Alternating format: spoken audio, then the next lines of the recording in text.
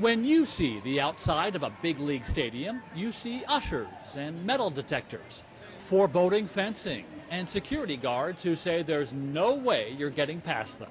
Very difficult. Why is the that? most difficult in the country. When Trevor Krause sees the outside of a big league stadium, he sees just another mountain to conquer. Once you run past the first layer, take off the jacket, take off the hat, and there you are. You're a completely different person. Trevor was a good kid growing up in St. Louis, going to games with his dad, like so many kids.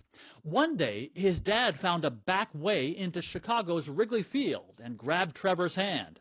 A seed was planted. So it became something that I could latch onto, something that made me unique, something that made me feel cool and special. Trevor has sneaked into over 30 big-time sporting events, including a World Series, a Masters golf tournament, a Wimbledon final, an NCAA basketball tournament, usually using his patented spin move, you see here, once hiding in a stadium garbage can, and even getting into the Super Bowl in Indianapolis using a fake ticket. But for Trevor, it's never been about saving money.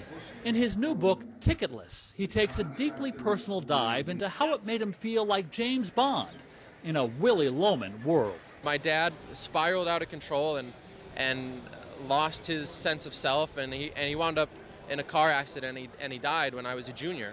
And at the same time, I was feeling lonely, was really down on myself, except when I would spin move. Trevor says he only sneaks into events that are sold out, and he feels no guilt because of rich team owners like the owner of the former St. Louis Rams, who can move the team on a whim. I mean, that really broke my heart, to be honest with you. Trevor's a mild-mannered school teacher now, but like an old mafia hitman, he's not entirely retired.